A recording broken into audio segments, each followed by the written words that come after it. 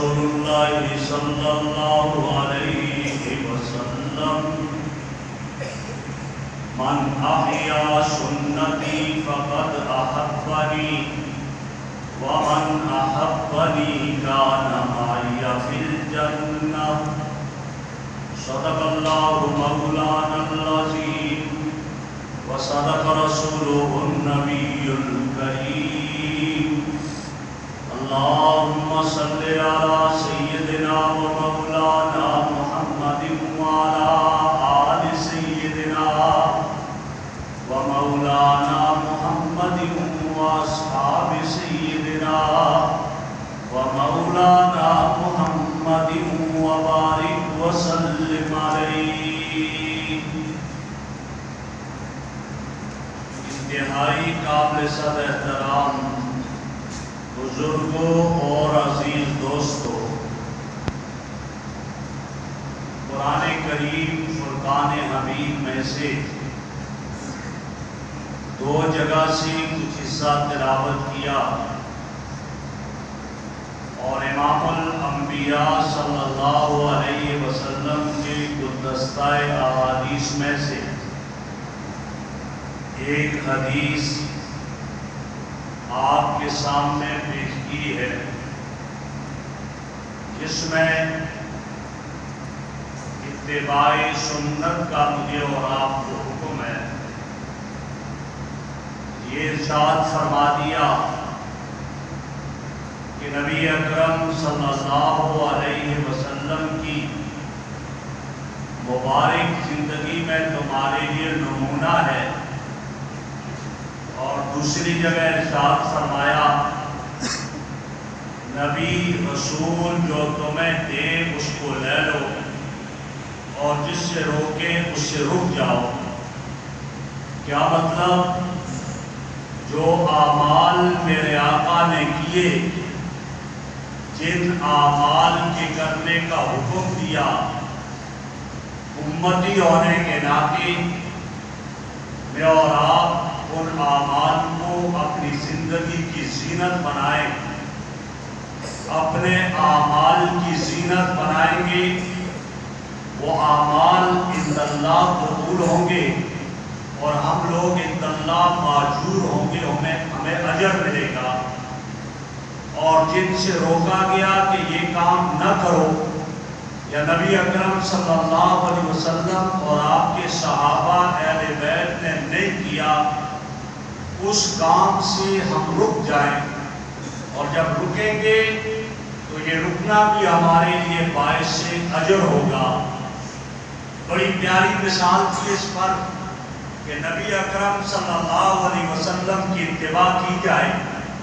باعث کی مثال اس طرح ہے کہ نماز پڑھ رہے ہیں، آگے مصلی پہ امام کھڑا ہے. اب مقتدی جنہوں نے نیت باندھی وہ اپنے امام کی اتباع کریں گے، امام کو فالو کریں گے، ان کی نماز قبول ہوگی. امام قیام میں ہے تو یہ بھی قیام ہے، امام رکوع میں گیا تو یہ بھی رکوع میں، امام سجدے میں گیا تو یہ بھی سجدے میں. امام نے 2 رکعت ادا کی یا 3 رکعت مغرب کی ادا کی یا عشاء ظہر عصر کی 4 رکعت، یہ بھی وہی ادا کریں گے. جب سلام امام پھیرے گا یہ بھی پھیریں گے. تو گویا اتباع ہوئی، یہ نماز قبول ہے. اور اگر امام مغرب کی 3 رکعت پڑھاتا ہے اور یہ 4 رکعت پڑھتا ہے، امام کی اتباع نہیں کی، اس کی نماز نہیں ہوگی، وہ قابل قبول نہیں ہوگی. جب ہمیں اس ایک امر اور عبادت میں ایک امام کی اتباع کرنی ہے تو میرے اور آپ کی زندگی جو جتنی بھی ہے، 30 سالہ، 40 سالہ، 50 سالہ، 100 سالہ، ہماری زندگی کے امام آقا دو عالم، جان دو عالم، روح دو عالم حضرت محمد الرسول اللہ صلی اللہ علیہ وسلم ہے. تو پھر ہمیں چاہیے ہم رسول اللہ صلی اللہ علیہ وسلم کی اتباع کریں. انہیں اپنی زندگی کا امام مانے، جو عمل کیا وہ کر گزرے، جس کا حکم دیا وہ کر گزرے، جس سے روکا اس سے رک جائے، جس سے خود رکے اس سے ہم بھی رک جائیں۔ جب ہم اس سے رک جائیں گے، یہ طریقہ اختیار کریں گے، میری اور آپ کی زندگی میرے بھائیوں وہ اللہ کے ہاں بھی قابل قبول ہوگی۔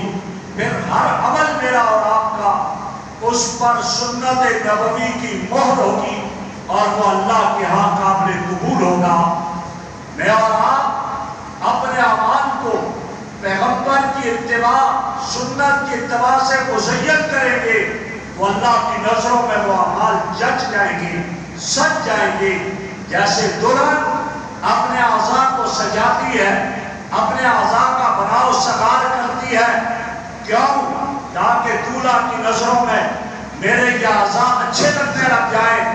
تو میرے بھائی، دنیا کی اور ایک عورت دنیا کے انسان کے لیے اپنے اعضاء کو ایسی بناتی اور سنوارتی ہے، تو پھر ہم اپنے اعمال اور اپنی زندگی کے لمحات کو بھی ایسا بنائیں اور سنواریں کہ میرے رب کی نظروں میں میرے اور وہ آپ کے اعمال سج جائیں، اعلیٰ ہو جائیں، عرفہ ہو جائیں۔ یہی سنت کی اتباع ہوگی اور اس پر اللہ رب العزت اجر عطا فرمائیں گے، اور سر کے بالوں سے لے کر پاؤں کے ناخنوں تک میرے اور آپ کے جسم پر حضور کی سنتیں یہ سجی ہوئی نظر آئے، ان کا رنگ نظر آئے۔ صبغۃ اللہ ومن احسن من اللہ صبغہ، اللہ کے رنگ میں رنگا جائے، اللہ کے نبی کی سنتوں کے رنگ میں رنگا جائے۔ پھر دیکھنے والا یہ نہیں دیکھے گا، جب صحابہ کرام میرے نبی کی سنتوں میں رنگے تھے تو دیکھنے والا یہ نہیں پوچھتا تھا یہ کون ہے، یہ کون ہے، اس لیے کہ ان کی زندگی کو دیکھ کر، ان کے طرز عمل کو دیکھ کر، ان کی طرز زندگی کو دیکھ کر ہر شخص یہ سمجھتا تھا یہ محمد عربی صلی اللہ علیہ وسلم کا غلام جان۔ تو آپ صلی اللہ علیہ وسلم کی سنت کو اپنایا جائے، نتیجہ کیا نکلے گا؟ نبی اکرم صلی اللہ علیہ وسلم کے عمل کے بارے میں اللہ نے قرآن میں فرمایا، قُلْ إِن كُنتُمْ تُحِبُّونَ اللَّهَ فَاتَّبِعُونِي يُحْبِبْكُمُ اللَّهُ، کہ اگر تم میری اتباع کر لو گے پھر يُحْبِبْكُمُ اللَّهُ، تم اللہ کے محبوب بن جاؤ گے، اللہ تم سے محبت کرنے لگ جائے گا اور اللہ تم سے پیار کرے گا۔ کیوں؟ تم اللہ کے محبوب کی زندگی کو اختیار کرتے ہو، اس کے رنگ میں رنگے گئے ہو، تو پھر اللہ رب العزت نے بھی تمہیں عزت اور عظمت عطا کرنی ہے۔ یہی وجہ ہے امام مالک رحمہ اللہ عجیب جملہ ارشاد فرماتے ہیں، سنت کے بارے میں فرماتے ہیں، فرمایا ان سنت مثل سفینۃ نوح، سنت کی مثال نوح علیہ السلام کی کشتی کی طرح ہے، من رکبہا نجا، جو اس میں سوار ہو گیا نجات پا گیا، اور جو اس میں سوار نہیں ہوا وہ غرق ہو گیا۔ فرمایا نبی کی سنت کو اپناؤ گے، زندگیاں بناؤ گے، آخرت میں کامیابی اور کامرانی تمہارا مقدر بنے گی، اور اللہ رب العزت کے ہاں تم عزتیں اور عظمتیں پاؤ گے۔ اسی لیے میرے آقا امام الانبیاء صلی اللہ علیہ وسلم کا ارشاد ہے، من حفظ سنتی اکرمہ اللہ باربع خصال، جو میری سنت کا خیال رکھے گا، جو میری سنت کو اپنائے گا، جو میری سنت کو اپنے اوپر سجا دے گا، اللہ اس کی عزت 4 طریقوں سے کریں گے۔ اللہ اس کو اعزاز عطا فرمائیں گے، اکرام فرمائیں گے، 4 چیزیں انہیں عطا فرمائیں گے۔ ایک کیا ہے؟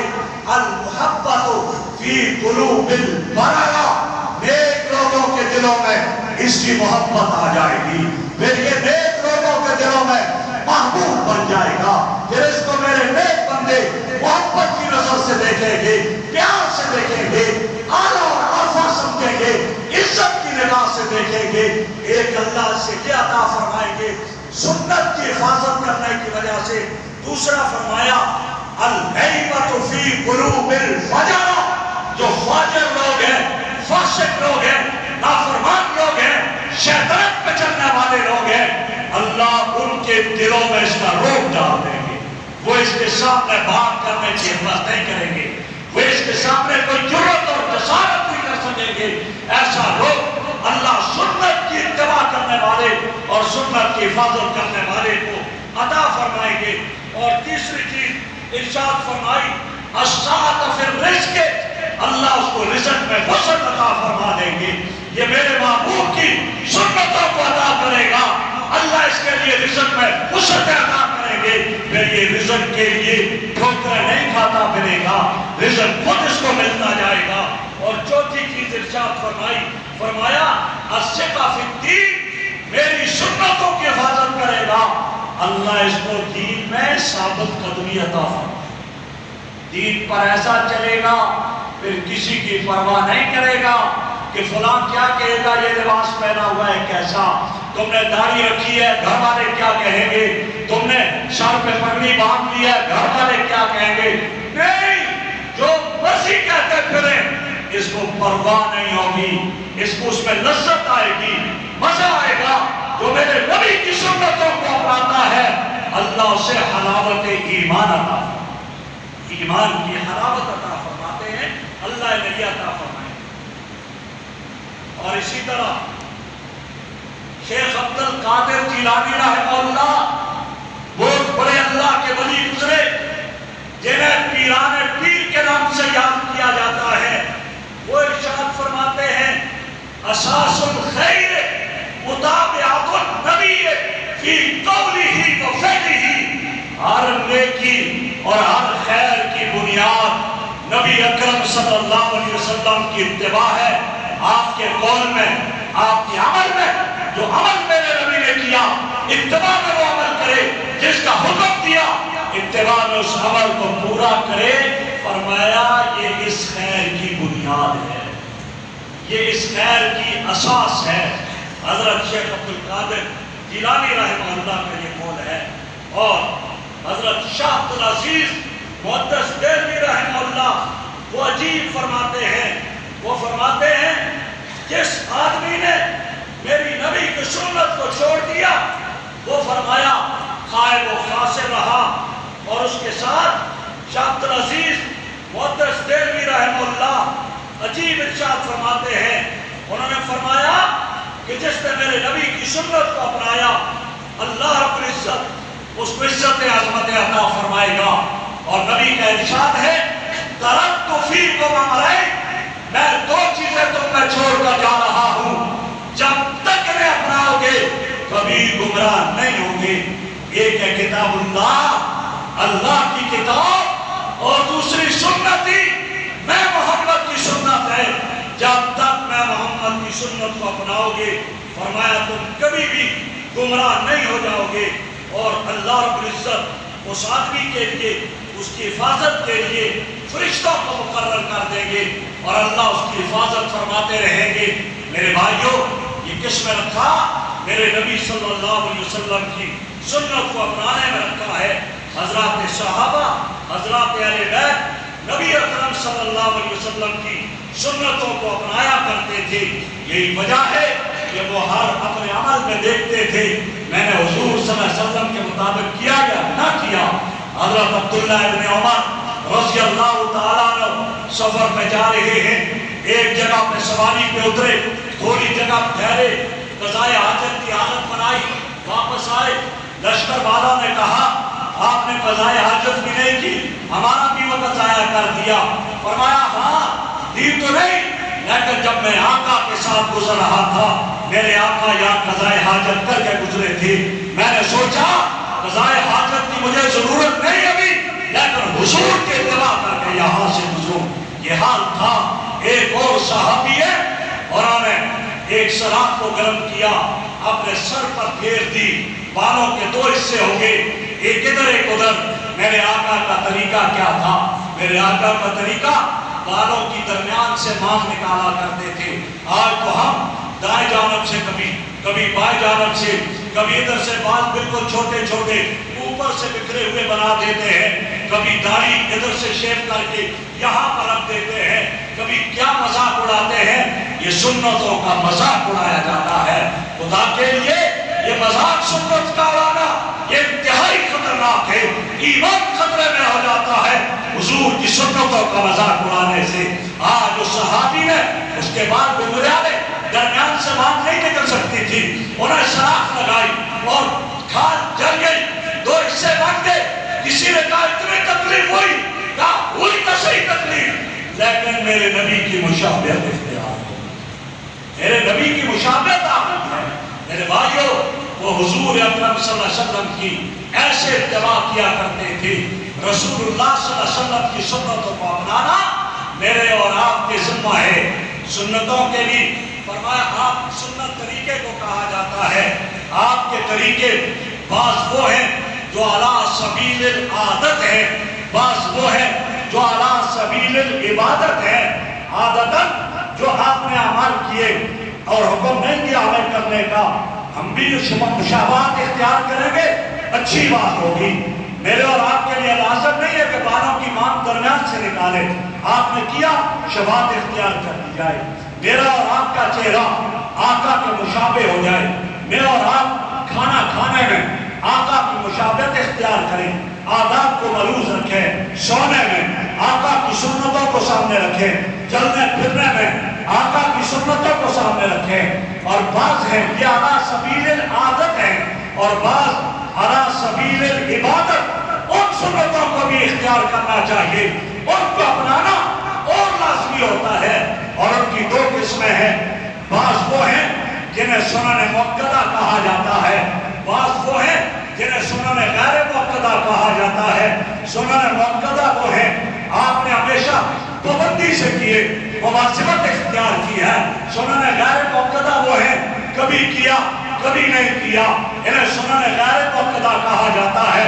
اگر حضور کی سنن مؤکدہ کو ہم چھوڑیں گے، یہ سمجھ کر چھوڑیں گے سننا دیا تو کیا ہوا، کر لیا تو ٹھیک، نہ کیا تو کیا، میرے بھائی ایمان خطرے میں، گناہ گار ہوتا ہے آدمی، فاسق ہوتا ہے، فاجر ہوتا ہے، اس کو سوچا جائے۔ اور اگر کبھی سستی سے کبھی وہ سنن مؤکدہ رہ گئی تو کوئی حرج نہیں ہے، لیکن ثواب میں کمی آ جاتی ہے۔ اور سنن غیر مؤکدہ ان کا کرنا لازم نہیں، کرے تو اجر ہے، ثواب ہے، نہ کرے تو گناہ نہیں ہے۔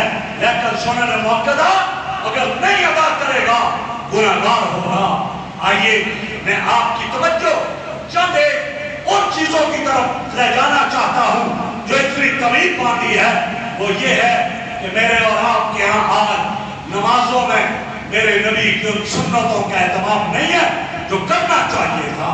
آج کا مسلمان نماز فرض پڑھی چل دیا، کوئی سنت ہے اکثر پڑھتا ہے، میں اس کا انکار نہیں کرتا، کئی ایسے ہیں اٹھ کر چلے جاتے ہیں، چھوڑو جی سنت ہی تو ہے، کیا ہوا، بس فرض ہم نے ادا کر دیے، لیکن نہیں سوچا کہ اتنا بڑا گناہ کر کے یہ جا رہا ہے۔ آیا جمعہ کی نماز پڑھی فرض پڑھ کر اگر گھر میں جا کر سنت ادا کرتا ہے اچھی بات ہے، اور اگر بس صرف فرض پڑھے چل گیا، سنتیں نہیں پڑھی، عادت بنا دی، یہ بہت بڑا گناہ ہے۔ اس کو سوچنا چاہیے میں یہ کیا کرتا ہوں۔ یہ سنتوں پر اگر اپنی دکان کو ترجیح دیتا ہے، یہ سنتوں پر اپنے دفتر کو ترجیح دیتا ہے، یہ سنتوں پر اپنے اور کاموں کو ترجیح دیتا ہے، اس سے سوچنا چاہیے کل میرے نبی کے سامنے کس منہ سے جائے گا، کس طرح جائے گا، کس نصیحت سے جائے گا۔ اور حدیث میں آتا ہے حضرت ابو ہریرہ رضی اللہ تعالیٰ عنہ ارشاد فرماتے ہیں، میرے آقا صلی اللہ علیہ وسلم نے ارشاد فرمایا، جو شخص نماز فرض ادا کرتا ہے، نوافل بھی پڑھتا ہے، کل قیامت کے دن فرمایا اگر فرضوں میں کمی ہوگی وہ نفلوں کے ذریعے پوری کر دی جائے گی اور سنتوں کے ذریعے پوری کر دی جائے گی۔ اور اگر اس نے نفل بھی پڑھی، سنتیں بھی پڑھی، تو وہ فرضوں کی کمی کیسے پوری ہوگی، وہ نہیں ہو سکے گی۔ اس لیے سنتوں کو ضرور ادا کرنا چاہیے۔ فجر کی سنت ہے، ظہر کی سنت ہے، مغرب عشاء کی سنت ہے، عصر کی سنت ہے، غیر مؤکدہ، ان پر اللہ نے اجر رکھا ہے۔ اور میرے نبی صلی اللہ علیہ وسلم کا جو ارشاد ہے، حضرت ارشاد فرماتے ہیں، فرمایا کہ نبی اکرم صلی اللہ علیہ وسلم نے ارشاد فرمایا، من صلی کل یومین سنتے عشر رکعتاً، جس نے روزانہ 12 رکعتیں تطوعاً سنت پڑھی ہے غیر فریضۃ الا بنى اللہ لہ بیتا فی الجنہ، جو 12 سنتیں روزانہ پڑھے گا اللہ رب العزت اس کے لیے جنت میں محل بنائے۔ 12 سنتیں کون سی ہوئی؟ دوسری روایت میں آپ صلی اللہ علیہ وسلم نے اس کی وضاحت کی، فجر کی 2 سنتیں، ظہر کی پہلے کی 4، 2 بعد کی، کتنی بن گئی؟ 8 ہو گئی، اور مغرب کی بعد کی 2، 10، اور عشاء کے بعد کی 2، 12۔ یہ سنن مؤکدہ ہیں۔ فرمایا جس نے یہ ادا کی دن میں 12 سنتیں، فرمایا اللہ اس کے لیے جنت میں محل بنائے گا۔ آج اگر سوسائٹی کی طرف سے یہ اعلان ہو جائے کہ جو یہ 12 سنتیں ادا کرے گا مسجد میں آ کر، سوسائٹی کی طرف سے اس کو جو افیکٹیز ہیں جن کے پلاٹ نہیں مل سکے تھے آج تک، ان کو ترجیح بنیادوں پر پہلے نمبر پر اس کا نام رکھا جائے گا، اس کو پلاٹ ملے گا۔ میں منبر رسول پہ بیٹھ کر قسم اٹھا کر کہتا ہوں، اور افیکٹیز کی یاد لائن لگی ہوگی، ایک کہے گا میں پہلے جاؤں، دوسرا کہے گا میں پہلے جاؤں، بعد میں وہ دے یا نہ دے یہ الگ بات ہے، لیکن میرے نبی کا ارشاد 100% صحیح ہے، اس میں شک کرنے والا مسلمان نہیں ہو سکتا۔ اور دنیا کے پلاٹ کے لیے تو میں پھر بڑھتا پھروں، اور میرے نبی نے جنت کے پلاٹ کا وعدہ کر لیا ہے، اور اس پلاٹ کی مجھے کوئی حیثیت نہیں معلوم ہوتی۔ میں کہتا ہوں سنت تو ہے، رہنے دیجئے۔ آج کیا کہتا ہے سنت ہے رہنے دیجئے، کل وہاں جب یہ پلاٹ ملیں گے تو یہ جائے گا، کہا جائے گا جہاں پیچھے چلا جا، تو نے فجر کی سنتیں نہیں پڑھی تھی، تو ظہر کی سنتیں نہیں پڑھی تھی، تو نے مغرب کی سنتیں نہیں پڑھی، بس امام نے نماز پڑھائی اور بھاگا، تو نے جمعے کی سنتیں نہیں پڑھی ہے، سلام پھیرتا دعا بھی نہیں کی، بھاگتا ہوا چلا گیا ہے کہ سنتیں جو ہے، اس وقت یہ پچھتائے گا، اس پچھتانے کا فائدہ نہیں ہوگا، اس افسوس کرنے کا فائدہ نہیں ہوگا۔ میرے نبی صلی اللہ علیہ وسلم کا ایک ارشاد ہے، ام المومنین طیبہ طاہرہ حضرت عائشہ صدیقہ رضی اللہ تعالیٰ عنہ ارشاد فرماتی ہے، رکعتا الفجر خیر من الدنیا وما فیہا، فجر کی 2 رکعتیں دنیا اور ما فیہا سے بہتر ہے، دنیا اور ما فیہا سے بہتر ہے۔ یہ صرف پاکستان نہیں، ساری دنیا، اور دنیا کے اندر جتنی کائنات ہے اس سے بہتر فجر کی 2 رکعتیں ہیں۔ سوچے جس نے فجر کی 2 سنتوں کو چھوڑ دیا، اس نے دنیا اور مافیا میں اپنا نقصان کر دیا۔ اتنا بڑا نقصان فجر کی 2 سنتیں چھوڑنے پر ہے۔ ہاں فجر کی سنتیں پڑھنے آئے، دیکھا جماعت کھڑی ہے، اگر امام کے سلام پھیرنے سے پہلے تک شامل ہو سکتے ہو 2 سنتیں پہلے پڑھو، پھر امام کے ساتھ شریک ہو جاؤ، اور اگر دیکھا کہ میں 2 سنتیں پڑھتا رہوں گا، امام سلام پھیر دے گا، اب ان 2 سنتوں کو رہنے دو، امام کے ساتھ نماز پڑھ کے طلوع فجر کے بعد سے لے کر زوال سے پہلے تک آپ ان 2 سنتوں کو قضا کر سکتے ہو، فجر کی 2 سنتوں کو۔ یہ مسئلہ ہے تو فجر کی سنتوں کو ادا کرنا چاہیے۔ اور ایک روایت میں میرے آقا نے فرمایا، ام المومنین فرماتی ہے، فرمایا رکعتا الفجر احب الی، مجھے محبوب ہے من الدنیا جميعا، ساری کی ساری دنیا سے مجھے محبوب ہے فجر کی 2 سنتیں۔ اور ایک روایت میں میرے آقا نے ارشاد فرمایا، آپ نے فرمایا فجر کی سنتوں کی اہمیت کو بیان کرتے ہوئے میرے آقا صلی اللہ علیہ وسلم کا ارشاد ہے، فرمایا کہ تم فجر کی سنتوں کو نہ چھوڑو، لا تدعوا سنت الفجر، فجر کی سنتوں کو نہ چھوڑو، ان طردتکم الخیل، اگرچہ تمہیں گھوڑے اپنے پاؤں کے نیچے روک ڈالے پھر بھی فجر کی سنتوں کو، اتنا اہتمام ہے فجر کی سنتوں۔ اور ظہر کی سنتوں کا کیا اہتمام ہے؟ میرے آقا صلی اللہ علیہ وسلم کا ارشاد گرامی ہے، آپ علیہ السلام نے ارشاد فرمایا حضرت ام حبیبہ ام المومنین رضی اللہ عنہ فرماتی ہے، آپ نے فرمایا من حافظ علی اربع رکعات قبل الظہر واربع بعدها حرمہ اللہ علی النار، جو ظہر سے پہلے 4 سنتیں، ظہر کے بعد 4 سنتیں، 4 سے مراد 2 سنت مؤکدہ اور 2 نفل ہیں، جو یہ 4 ظہر سے پہلے پڑھے گا، جو 4 ظہر کے بعد پڑھے گا، فرمایا اللہ اس پر جہنم کی آگ کو حرام کر دے، جہنم کی آگ کو حرام کر دیں گے۔ لیکن کاش کہ اس کا ہمیں یقین ہو، پھر ہم ظہر کی سنتیں نہ چھوڑیں، اور اگر ظہر کی سنتیں آیا جماعت کے لیے رہ گئی، امام نے پڑھا دی، فرضوں میں شامل ہو پڑھنے کے بعد 2 رکعت سنت پڑھنے کے بعد 4 رکعت سنتوں کو ادا کر دیں۔ میرے آقا نے فرمایا جس شخص نے پہلے نہیں پڑھی اس کے بعد 4 رکعت کو پوری کر لے اور پڑھ لے، اللہ جہنم کی آگ کو حرام کر دیں گے۔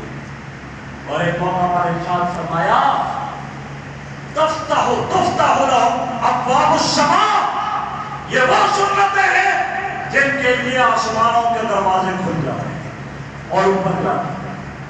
آپ صلی اللہ علیہ وسلم کا یہ ارشاد ہے ظہر کی سنت۔ اسی طرح عصر کی جو سنتیں ہیں، عصر کی سنتوں کے بارے میں بھی آپ صلی اللہ علیہ وسلم نے فرمایا کہ عصر کی سنتیں جو ادا کرتا ہے اس کو اللہ دنیا ما فیہا کے برابر اجر عطا فرمائیں گے۔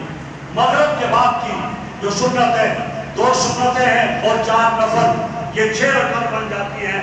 اور حضرت عمار بن یاسر رضی اللہ تعالیٰ عنہ فرماتے ہیں نبی اکرم صلی اللہ علیہ وسلم نے فرمایا من جعل بعد المغرب 6 رکعات، جس نے 6 رکعتیں مغرب کے بعد پڑھی، غفر اللہ لہ، اللہ رب العزت اس کے گناہوں کو معاف کر دیں گے، سارے گناہ معاف ہوں گے اگرچہ سمندر کی جھاگ کے برابر۔ یہ مغرب کی عشاء کی سنت ہے، مجھے اور آپ کو ان سنتوں کا اہتمام کرنا چاہیے۔ خدا میں اپنے آپ کو شامل کر کے کہہ رہا ہوں، ہمیں ان سنتوں کو حقیر نہیں سمجھنا ہے۔ سنت کو حقیر سمجھنے سے تو آدمی کافر بن جاتا ہے۔ کیوں؟ نبی اکرم صلی اللہ علیہ وسلم کی طریقہ ہے، آپ کے طریقے کو ایک آدمی حقیر سمجھے کہاں چلا جائے گا؟ ہاں سستی میں سنت رہ جاتی ہے، مقتدہ رہ گئی گناہگار ہو جائے گا، غیر مقتدہ رہی گناہگار نہیں ہوگا۔ تو اس لیے ذرا سوچیں کہ ہم ان سنتوں کو پڑھنے کا اہتمام کریں۔ ہاں افضل یہی ہے، افضل کیا آدمی گھر میں وضو کرے، گھر میں سنتیں پڑھ کے مسجد میں آئے اور نافل پڑھ کر پھر اپنے گھر چلا جائے، وہاں جا کر سنتیں ادا کرے، تاکہ فرمایا اپنے گھروں کو قبرستان بھی نہ بناؤ، وہاں عبادت ذکر ہو، شیاطین سے وہ گھر محفوظ رہیں گے، حشرات الارض اور سانپ بچھو اور اسی طرح جنات سے وہ محفوظ رہیں گے۔ لیکن علماء نے ایک بات لکھی کہ مسجد میں فرض پڑھ کے گھر جانا چاہتا ہے، کئی دفعہ راستے میں کوئی اور مل گیا، کئی دفعہ باہر گیٹ پر کھڑے باتوں میں لگ گیا، اتنا باتوں میں لگا کہ وہ سنت رہ گئی اور گھر گیا تو پھر نہیں پڑھ سکتا، سستی ظاہر باقی ہے، تو بہتر یہی ہے کہ وہ مسجد ہی میں سنتیں پڑھ کر چلا جایا کرے۔ اس لیے اگر ہم ان کا اہتمام کریں گے، میرا رب قدردان ہے، وہ کسی کی عبادت کی ناقدری نہیں کیا کرتا ہے۔ میرے نبی نے جو ارشاد فرمایا، جو وعدہ کیا ہے کہ جس نے دن میں 12 رکعت سنتیں ادا کی ہے، اللہ اس کے لیے جنت میں ایک محل بنائے گا، وہ یقیناً ہو کر رہے گا۔ کیا خیال ہے آپ کا کہ آج سے عزم کرتے ہیں انشاءاللہ کہ ہم نے سنتوں کا اہتمام کرنا ہے؟ کریں گے ہاتھ اٹھا کر اللہ کے سامنے یہ کہہ رہے ہیں آج انشاءاللہ سنتوں کا اہتمام کرنا ہے، مسجد میں پڑھیں یہ بھی اچھا، اپنے گھر میں پڑھیں تو پھر بھی بہتر افضل ہے، لیکن ضرور ان کا اہتمام کیا جائے، یہ سمجھ کر نہ چھوڑا جائے یار سنت ہے کوئی بات نہیں، نا سنت بھی بڑی چیز ہے۔